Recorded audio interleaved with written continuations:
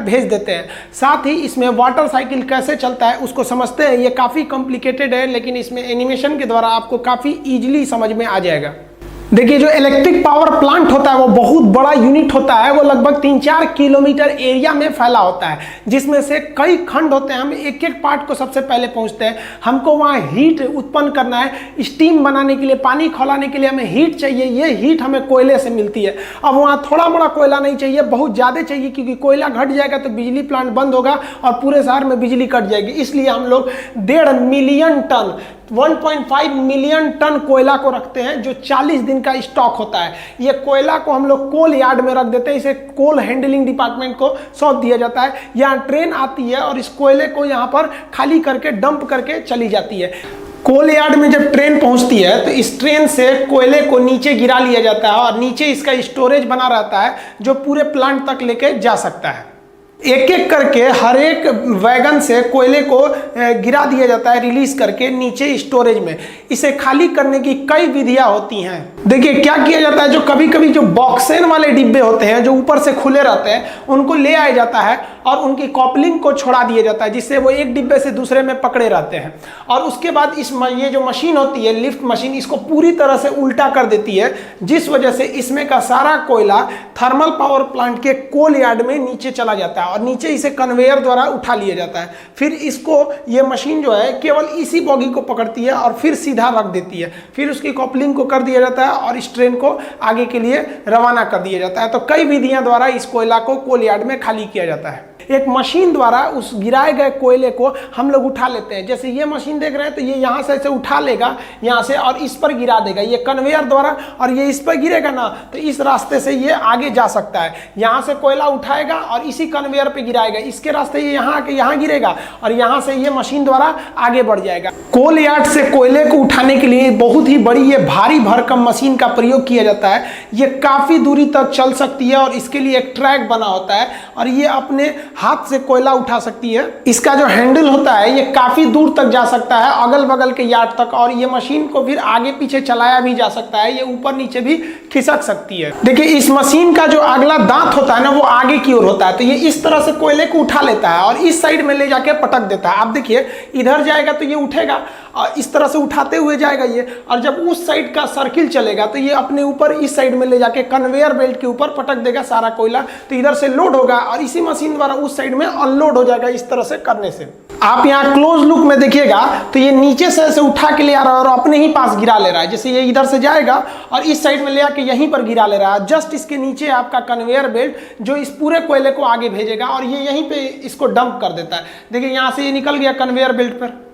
ये conveyor belt पूरे plant तक आगे की ओर कोयला को पहुंचा देता है। जैसे यहाँ हम कोई चीज को गिराएंगे तो ये इसी पर घूमते रहेगा। अब ये पट्टी यहाँ जाके अंदर हो गई है तो मटेरियल यहीं गिर जाएगा, तो एक ही पट्टी द्वारा हम इसको गिराते रहेंगे। अगर मान लीजिए इससे भी आगे ले जाना है तो एक और कन्वेयर बेल्ट यहाँ लगा देंगे, वो इससे भी आगे ले जाएगा। नहीं तो यहीं पे काम है तो यहीं पे छोड़ देंगे हम। तो ये कन्वेयर बेल्ट जोड़ के हम किसी भी चीज को बहुत आगे तक ले जा सकते हैं।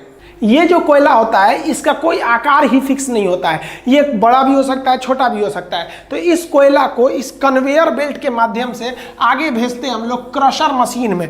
क्रशर मशीन क्या होता है, कोयले को छोटे छोटे टुकड़ों में तोड़ देता है, लेकिन इन टुकड़ों को हम अभी भी आगे जलने के लिए नहीं भेजते हैं। इसको इसके आगे फिर इस कन्वेयर बेल्ट द्वारा इसे हम पल्वराइज करने के लिए, मतलब पाउडर बनाने के लिए एक बाउल मिल में भेजते हैं। ये बाउल मिल में ये जो कोयला होता है एकदम पाउडर की तरह हो जाता है। जितना पतला पाउडर हम लोग लगाते हैं चेहरे पे ना, उस तरह से ये पाउडर को पीस के एकदम आटा बना देता है, ताकि पूरा कंप्लीट जल जाए। अंदर उसके जो ऐश यानी राख है वो बहुत ही कम बने। तो आप सोचिए किसी भी पावर प्लांट का सबसे ज्यादा अगर कोई एरिया ऑक्युपाई करता है ना, तो 50% एरिया तो कोल यार्ड ही लेके चला जाता है। सोचिए एक ट्रेन को ले आने का जगह बनाना रहता है पूरा स्टेशन की तरह, वहां ट्रेन आएगी फिर उसको खाली करना है, फिर सोचिए 1.5 मिलियन टन कोयला को रखने के लिए जगह बनाना है, फिर उसको लिए कन्वेयर बनाना है। तो ज्यादातर एरिया पावर प्लांट का, बिजली घर का, वो उसका अप्रोक्स 50% एरिया लेके चला जाता है आपका केवल कोल यार्ड हैंडलिंग डिपार्टमेंट। देखिए अब जो कोयला आता है वो पल्वराइज होता है, मतलब एकदम पाउडर की तरह होता है, और उसे कोयला को हम लोग बॉयलर मशीन में डालते हैं। बॉयलर एक ऐसी मशीन होती है जिसमें आग लगाया जाता है, बॉयल किया जाता है किसी चीज को, ऊपर रख नीचे फर्नेस यानी भट्टी में आग लगाकर ऊपर किसी चीज को बॉयल करना, उबालना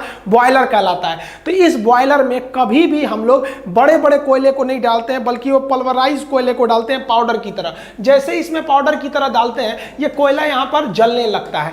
देखिए जो बॉयलर होता है, जब इसमें कोयला जलता है तो कोयले के जो भारी कण होते हैं वो नीचे बैठ जाते हैं, तो उसकी गंदगी ज्यादातर नीचे चली जाती है, और जो ऊपर रहते हैं उन्हें फ्लाई ऐश कहते हैं, वो फ्लू एयर के रूप में वो ऊपर का धुआं निकल जाता है। और इसमें इस तरह से गर्म हवा की जाती है, जिसे प्री हीटेड एयर कहते हैं, कि कोयले की जो नमी है वो सूख जाए और कोयला अच्छे से इसमें जल सके, और पाइप के रास्ते से इसमें पानी आता है, और इसके जितने भी बॉटम एस होते हैं वो नीचे चले आते हैं, और फ्लाई एस जो उड़ने वाले धुआं होते हैं वो ऊपर चले जाते हैं, और ये जाके पूरे ये ट्यूब को गर्म कर देता है जिसमें पानी भरा रहता है, जिससे कि स्टीम बनते हैं। बॉयलर में जो पानी डाला जाता है वो पानी पाइप के रूप में रहता है। आप देखिए पूरा पाइप के अंदर पानी है और इसमें आग लगा हुआ है, ये कोयले का जो पाउडर के रूप में वही आग लगा हुआ है। अब आप बताइए, ये आग के संपर्क में ये जितने पाइप हैं, इन पाइप में पानी है। अब ये नीले रंग के दिख रहे हैं, गर्म होकर लाल हो जाएंगे, और ये ऊपर बॉयलर का जो टंकी रहता है इसी में से पानी आ रहा होता है।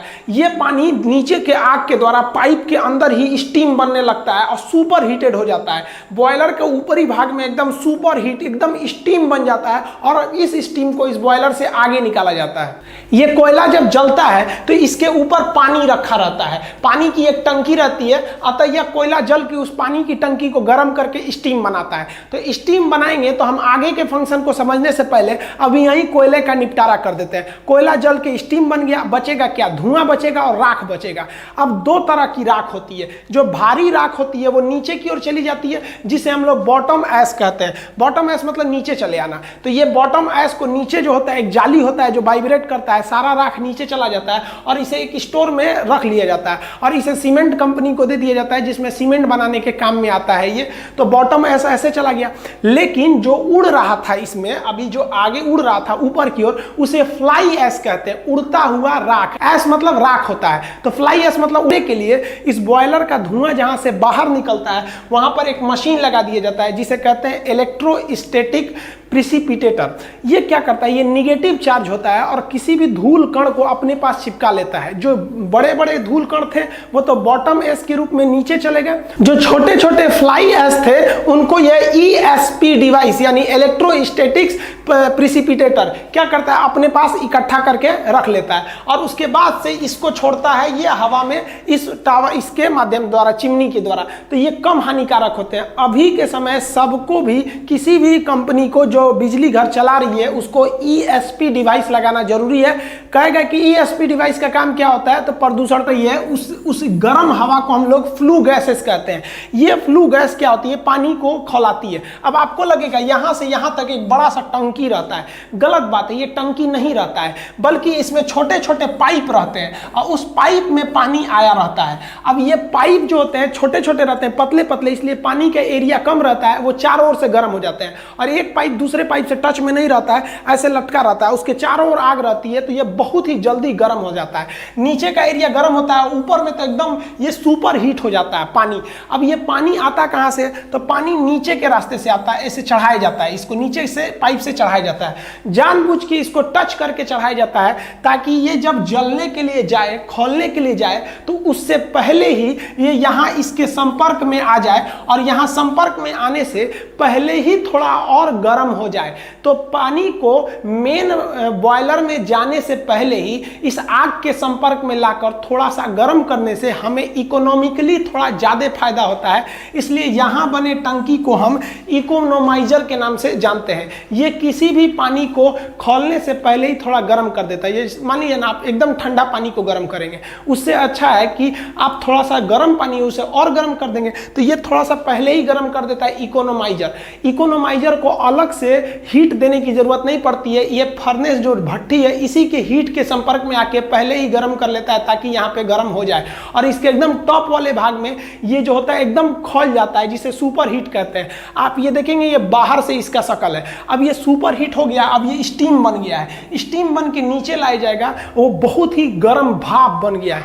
अब ये स्टीम इस रास्ते से नीचे आएगा। देखिए यहाँ स्टीम के लिए पाइप दिख रहा है, अब ये स्टीम नीचे आएगा। स्टीम में कितना दम होता है सोचिए। कुकर का जो ऊपर का ढक्कन उठ जाता है, सीटी उठ जाता है, वो स्टीम के बदौलत। तो इतने छोटे से कुकर में, कुकर भी एक तरह से क्या है, बॉयल करता है, किसी भी पानी को गर्म करके बॉयल करता है, उबालता है। तो कुकर भी एक तरह का बॉयलर ही है, वो छोटा सा बॉयलर है। तो सोचिए इतना छोटे बॉयलर में ये हाल है, इतना बड़का बॉयलर से अगर जो स्टीम निकलेगा उसका कितना भयानक पावर होगा। अब इसी स्टीम को ले जाएंगे नचाने के लिए टरबाइन को, और टरबाइन नचेगा तो बिजली उत्पन्न होगा। देखिए टरबाइन जो होते हैं ना, वो एक पंखा होता है, ये कई पंखों के एक समूह होते हैं जिसे हम टरबाइन कहते हैं। टरबाइन भी कई तरह के होते हैं, high pressure turbine, intermediate pressure turbine, low pressure turbine. मतलब जो भाप आ रहा है वो इसे नचाएगा, इस टरबाइन को। इसमें ब्लेड लगे रहते हैं, देखिए ये है टरबाइन का शेप। इस पर से हाई प्रेशर का जो आता है आपका स्टीम, उस स्टीम को बहुत ही तेजी से गुजारा जाता है। इतना गर्म होता है वो, और इतना ज्यादा प्रेशर होता है कि वो इसको नचाने लगता है,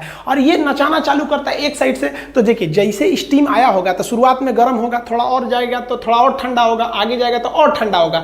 तो इसके एक हिस्सा को कहते हैं हाई प्रेशर टरबाइन। जब स्टार्ट करता है तब वहां बहुत ही ज्यादा गर्म रहता है, आगे जाएगा तो थोड़ा और ठंडा होगा स्टीम, तो इसे कहते हैं हम लोग इंटरमीडिएट टरबाइन। आगे गया तो लो प्रेशर टरबाइन, मतलब एकदम आगे जाने पर लो हो जाता है। तो टरबाइन घूमता है। यही टरबाइन जो होता है ये पूरे पावर प्लांट का हार्ट, हृदय कहा जाता है। इसे घुमाने के लिए स्टीम की जरूरत पड़ती है। तो अभी तक जो बना रहे थे हम लोग स्टीम कोयला से, वो केवल और केवल इसी टरबाइन को घुमाने के लिए। लेकिन एक समस्या सोचिए, ये खुले हुए टरबाइन पर अगर स्टीम मारेंगे तो भाप तो बिखर जाएगा, उतना प्रेशर नहीं लगा पाएगा। तो इसको क्या किया जाता है ना, ढक दिया जाता है। जैसे ये टरबाइन है ना, तो इसको चारों ओर से ढक दिया जाता है। इसका एक प्लेट से ऐसे ढक दिया जाएगा। जैसे यहाँ देखिए, यहाँ पर ढका हुआ, आधा ढका हुआ है यहाँ पर, यहाँ से प्रेशर घुसा दिया जाता है इसके अंदर। जो स्टीम के अंदर प्रेशर जाता है वो इस रास्ते भेज दिया जाता है, ताकि स्टीम यहाँ से अंदर जाके टरबाइन को घुमा सके। यहाँ देखिए ये जो पीला वाला पार्ट दिख रहा है आपको, यही है आपका टरबाइन। अब इसके अंदर स्टीम कहाँ से गया, तो ये देखिए ये वाला एरिया जो है ना, ये ऊपर से ये स्टीम इसको लेके आया, इसके अंदर ले गया स्टीम। अब देखिए ये इसके अंदर चला गया तो स्टीम बाहर नहीं निकल पाएगा, और अंदर टरबाइन को खूब तेज नचाएगा। और टरबाइन नचेगा तो टरबाइन से जुड़ा रहता है जनरेटर। ये जो जनरेटर होता है यही चलने लगेगा, और इसी से हमको बिजली मिलेगी। टरबाइन में जब स्टीम पहुंचता है तो सबसे पहले जो होता है हाई प्रेशर टरबाइन घूमता है, जिसका साइज छोटा होता है, क्योंकि जो स्टीम आ रही है ये पहले गर्म है, इसका प्रेशर बहुत ज़्यादा है। ये इसको घुमाने के बाद इंटरमीडिएट पे जाती है, फिर एकदम लो प्रेशर टरबाइन, ये बड़ा होता है, इसको घुमाना ईजी होता है। तो ये कम प्रेशर पे भी घूम जाता है। इसको घुमाने के बाद अब ये घूमेगा तो इसी से जुड़ा हुआ है उधर का अल्टरनेटर, वो जनरेटर घूम जाएगा, और जो यहाँ में स्टीम बना हुआ है भाप, उसे नीचे की ओर कंडेंसर में भेज दिया जाता है। देखिए इस रास्ते से जैसे ही इसमें गर्म एकदम हॉट स्टीम पहुंचेगा, भाप पहुंचेगा, तो भाप में बहुत ज़्यादा ताकत होता है, वो इसको नचाएगा। ये जैसे नचेगा तो जो इसके बीच का रॉड है, जिसे शाफ्ट कहते हैं, इस शाफ्ट को इस जनरेटर के शाफ्ट से जोड़ दिया गया है। अब ये जनरेटर नचने लगेगा। अब ये काफ़ी हैवी शाफ्ट है, ये जितना तेज नचेगा उतना ही तेज ये इस जनरेटर को नचाएगा। आप कहेंगे जनरेटर से बिजली मिलता है, घर पे भी तो जनरेटर चलाते हैं, तो सेम चीज़ तो घर पे भी करते हैं। यहाँ कोयला जला के कर रहे हैं और घर पे आप डीजल जला के